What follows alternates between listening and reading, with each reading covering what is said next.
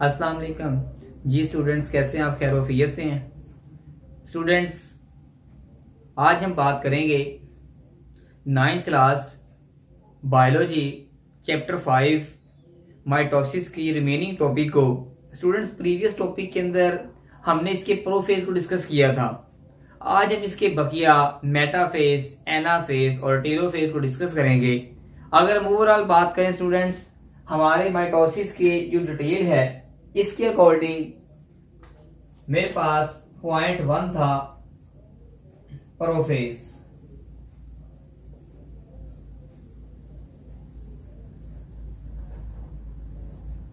Students point 2 था metaphase,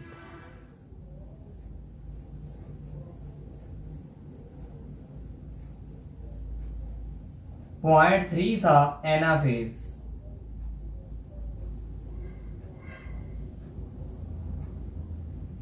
और students last में हमारे पास आता है टेलोफेज।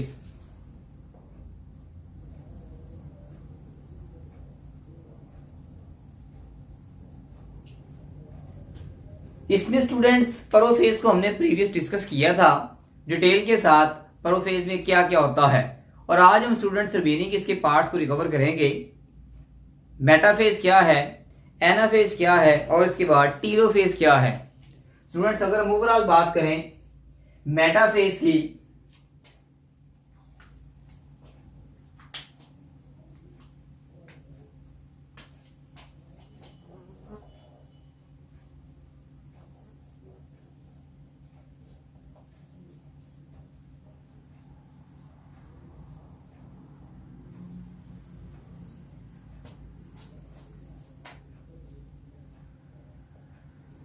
ये स्टूडेंट्स हम सेकंड पॉइंट से डिस्कस कर रहे हैं मेटाफेज। मेटाफेज है क्या है? अगर हम स्टूडेंट्स मेटाफेज की ओवरऑल बात करें, वो यहां पे लोकेट कर रहा है कि जो स्पिंडल फाइबर्स हैं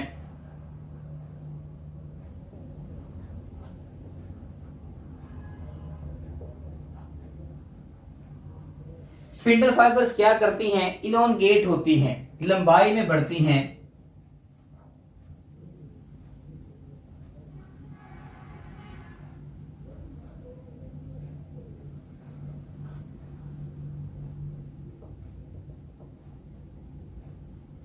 जैसे स्टूडेंट स्पिंडल फाइबर इलोंगेट होती हैं, उसके बाद बता रहा है जी ये क्रोमोसोम से आप ओपोजिटली अटैच होती हैं। लेकिन स्टूडेंट यहाँ पे याद रखिएगा, हम जो स्पिंडल फाइबर्स हैं जो इलोंगेट हुई हैं, इनको एक और नेम देते हैं, वो क्या है? काइनेटोकोर।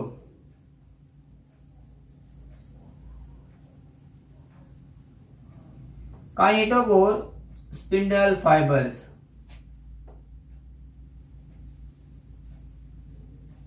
क्योंकि स्टूडेंट्स बेसिकली ये जो स्पिंडल फाइबर्स हैं बाकायदा तौर पे क्रोमोसोम्स के दोनों जानब से उसके साथ अटैच होती हैं और बाकायदा सेल के सेंटर के अंदर क्रोमोसोम्स को अरेंज करती हैं। अगर हम इस डायग्राम को ड्रा करके इसको लोकेट करना चाहें,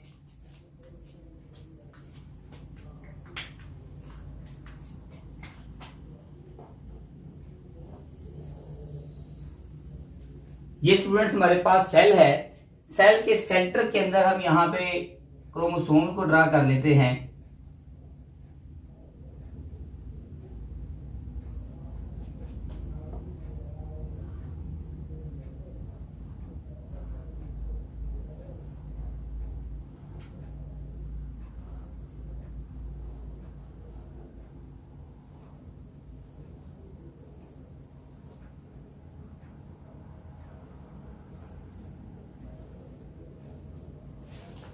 मैंने स्टूडेंट सेंटर के अंदर 4 क्रोमोसोम्स को अरेंज किया। साइड में हमारे पास क्या आएगा? काइनेटोकोर के साथ। अगर ओवरऑल बात करें, ये काइनेटोकोर जो स्पिंडल फाइबर्स हैं निकलती कहां से हैं? सेंट्रियोल से। ये स्टूडेंट सेंट्रियोल का स्ट्रक्चर है।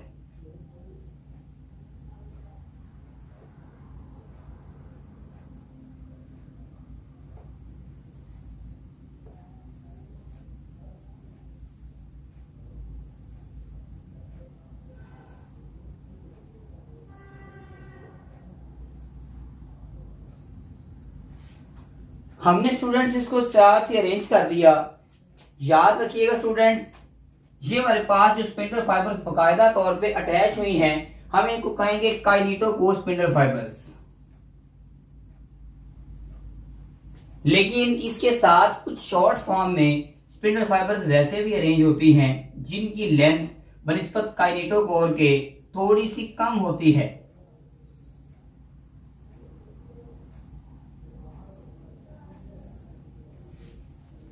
ये नॉर्मल स्पिंडल फाइबर्स हैं स्टूडेंट्स, कहां से निकल रही हैं? सेंट्रियोल से। हमने प्रोफेज के अंदर बकायदा डिस्कस किया था इसको कि माइक्रोट्यूब्यूल जो हैं उनसे ऑनवर्ड आगे स्पिंडल फाइबर्स बनती हैं।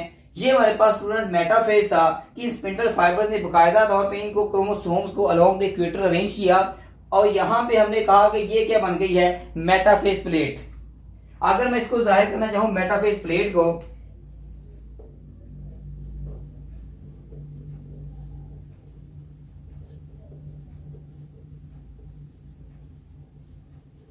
मेटाफेज प्लेट, ये स्टूडेंट जो सेल के सेंटर के अंदर क्रोमोसोम्स अरेंज हैं इसको कहा जाता है मेटाफेज प्लेट।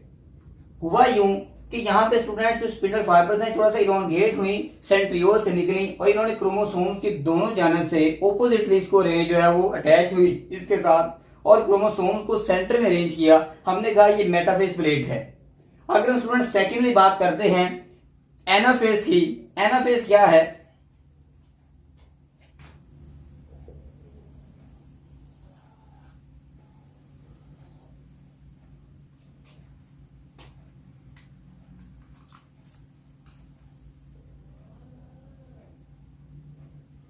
ये स्टूडेंट सेकेंडली हमारे पास क्या है जी? Sorry, third point anaphase.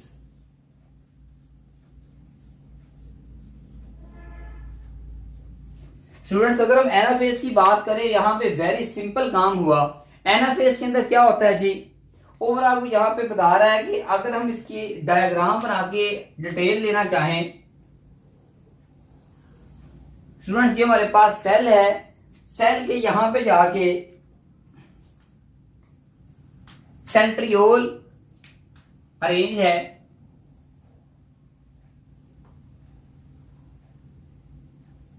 Student centriole से माइक्रोट्यूब्यूल्स निकले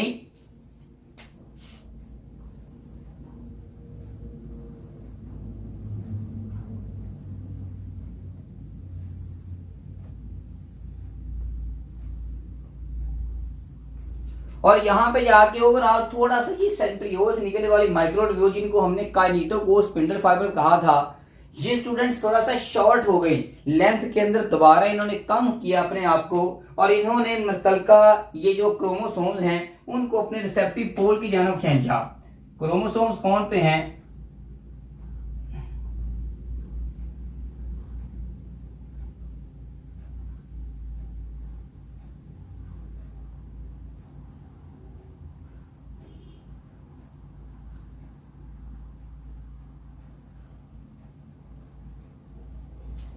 ये स्टूडेंट्स यहां पे हमने मेटाफेज प्लेट को अरेंज किया था और यहां पे जाके यही जो स्पिंडल फाइबर थे इनको हमने काइनेटोकोर कहा, ये थोड़ी सी शॉर्टर हो गई।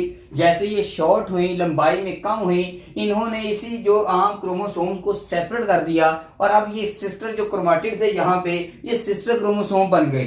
यहाँ पे स्टूडेंट्स दरम्यान में अगर ओवरऑल बात करें यहाँ भी शॉर्ट फॉर्म के अंदर स्पिंडल फाइबर्स प्रेजेंट हैं जो पहले भी मौजूद थी सेम उसी तरीके से।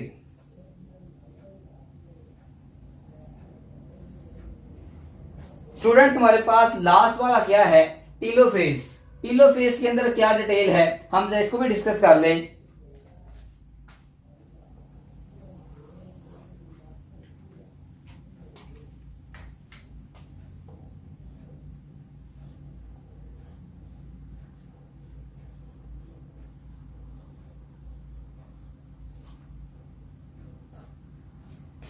अगर हम स्टूडेंट्स टीलोफेज की बात करते हैं, इसके अंदर दोबारा हम डायग्राम बना के लोकेट करते हैं।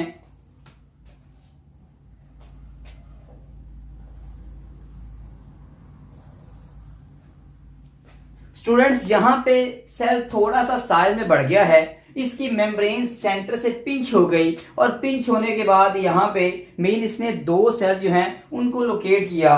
यहां पे अगर हम बात करें तो इसके अंदर सिंपली मेम्ब्रेन बन चुकी है और यहां पे स्टूडेंट्स यही जो क्रोमेटिड थे ये अलग अलग अरेंज हो गए।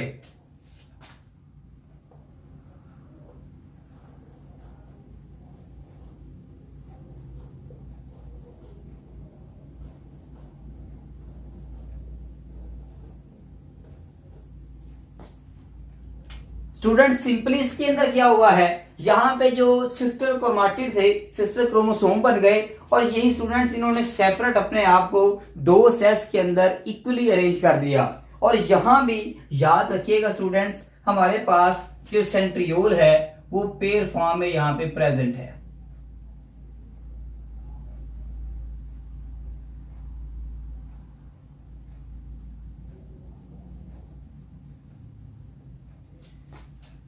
स्टूडेंट्स यहां पे हमारी माइटोसिस का जो पहला फेज है मेन, इसके अंदर जो कैरियोकाइनेसिस थी वो मुकम्मल हो गई। The division of nucleus, nucleus तकसीम हो गया। लेकिन स्टूडेंट्स यहां पे डायग्राम से लोकेट हो रहा है न्यूक्लियस कंप्लीट होने के बावजूद अभी तक यहाँ पे क्रोमोसोम सेम है, क्रोमोसोम सॉरी हम कह रहे हैं साइटोप्लाज्म सेम है, ये तकसीम नहीं हुआ। मीन एक स्टेप अभी बाकी है साइटोकाइनेसिस, जो हमने स्टार्ट के अंदर डिस्कस किया था। स्टूडेंट साइटोकाइनेसिस की अगर हम बात करते हैं इसमें क्या होता है, साइटोप्लाज्म की तकसीम होती है। हम इंशाल्लाह कोशिश करेंगे कि नेक्स्ट साइटोकाइनेसिस जो है division of cytoplasm in plant cell and in animal cells, इसको डिटेल के साथ डिस्कस किया जाए।